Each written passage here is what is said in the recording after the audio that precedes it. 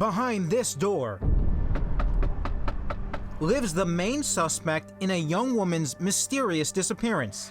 And he's not talking. Wouldn't you do everything possible? Where is Zuzu Verk? She's just a beautiful ray of light. We want her back. The vibrant 22-year-old college student Helicopters, ground search. vanished without a trace. We covered every cul-de-sac, every neighborhood in town. Now, just weeks after her disappearance, Hi. Crime Watch Daily is on the case, knocking on doors, talking to family, and uncovering never-before-heard details in our exclusive interview with a man police are calling an official person of interest. I mean, how do I know right now you're not BSing me? You wouldn't know. It's not a name you hear every day, but then Zuzu Verk was no ordinary girl. She's just a hoot to be with. Yeah. She is a lot of fun. She's a lot of fun. She's not the life of the party, she is the party. She's cute and demure, but she's fearless and strong at the same time. She's got a filthy mouth on her that she makes work really well. When she was named, it was just a reminder of how wonderful our lives are. A reminder Zuzu's parents are trying hard to hold on to, even now, more than a month since anyone last saw their daughter. It had only been about 2 years since the Denton, Texas native moved to the small college town of Alpine to study conservative biology at Sul Ross State University. 7 hours away from home was tough on a mom at first, but you know, we got used to it, and she's done very well out here. And whether at school or at play, she had an enthusiasm that seemed infectious, the kind that attracted attention. Lori, who is Robert Fabian?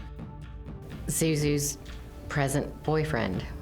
He works at the hospital in Alpine. What were your initial impressions of Robert? You know, as any parent might think, well, yeah, he's nice, but he's not good enough for you, for my daughter. But then, no one really thought it would last. In fact, the two had already broken up several times. And with Zuzu's midterms coming up, she had bigger priorities anyway. At least, that's how things appeared to Zuzu's mom the last time she talked to her, just a few days before that life-altering Wednesday, October 12th. When did you first realize something was wrong? Definitely by Wednesday, I was concerned because I hadn't heard from her in a couple days. My son reminded me, Mom, it's midterms. Just leave her alone for a while, you know, she's studying. So I let it go. But by Friday, I was definitely, absolutely beside myself. That's when Lori decided to reach out to Robert. I texted Robert and said, have you heard from her? And he said, oh no, I thought I was just giving her space. I haven't heard from her either. I thought she was ignoring me. Robert said he had been out with Zuzu the night before she disappeared, but that he hadn't heard from her since. And he found out that she had missed a shift at work, that she didn't show up for her midterms. After that, Lori says Robert called the police to request a welfare check at Zuzu's home. Were there any signs of her? Her car was parked out front. Her bike was there. Her bike was there. And that's not all. In her backyard, all by itself, From what I understand, her dog was found with its leash on. What does that tell you? Did she leave the leash on to carry the dog to the car? Did somebody else put the leash on the dog to set it up?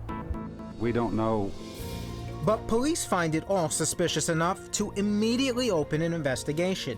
And Zuzu's parents relocate to Alpine that same weekend to help with the search. I saw Zuzu's missing posters up everywhere, and she had only been missing for a very short time, but all of her college friends, they tried to getting the word out immediately. Wow, so the community rallied together fast. Oh yeah, everyone jumped on this. Make that almost everyone. Robert was suddenly nowhere to be seen. I mean, we were all embracing each other. We're going through all kinds of emotions and desperate to find her. And everyone in town, all of her friends, were out there with us, and he was the only one that was missing. He wasn't there at all. No. And this time, when Zuzu's mom calls Robert, he doesn't answer. The reason why takes everyone by surprise. We're told that his lawyer has advised him to not communicate. It's a shocking turn. Just one day after talking to police about Zuzu's disappearance, the last known person to see her alive, her own boyfriend, lawyered up. At that point, he's not a suspect. Yeah, there's stuff that I know and I don't want to say because it makes me look bad. Robert's lawyer, Liz Rogers, did have this to say to our CBS 7 affiliate. He is distraught over the disappearance of Zuzu. We are conducting our own investigation, and we fervently pray that Zuzu will be found alive and well. And that's all the comment I can make at this time. But other people were saying plenty. Police talked to multiple acquaintances of Zuzu's boyfriend, and in an affidavit filed just 6 days after she disappeared, Robert Fabian is officially listed as a suspected party. According to Robert himself, the last time he saw Zuzu was when he says she left around 3 or 4 a.m. the morning she went missing. But a neighbor who lives below Robert had a slightly different perspective. We just heard one, shut the F up, and that was it. It was sometime after 11 the night before when he says he heard what sounded like fighting. Then We can hear him pacing back and forth, all over the house, and then maybe around 3 o'clock in the morning, we hear him jump in the shower. Then, sometime between 3 and 4, Robert's neighbor says his girlfriend heard a loud thump. She wanted me to go check, and so when I went to go check, it was just Robert. Robert was leaving, and his girlfriend's car was still parked out there. The same car that was found at Zuzu's house during that welfare check 2 days later. Then, according to the affidavit, around the same time the neighbor heard that commotion, Robert made several calls, first to his friend, Chris Estrada, who was sleeping, then to his sister, to borrow her husband's pickup truck. Later that same day, Robert finally did make contact with his friend Chris, who picked him up in his white Mustang. When Chris returned from that drive, his friend Brittany Gasca observed him, quote, pacing back and forth and acting nervous.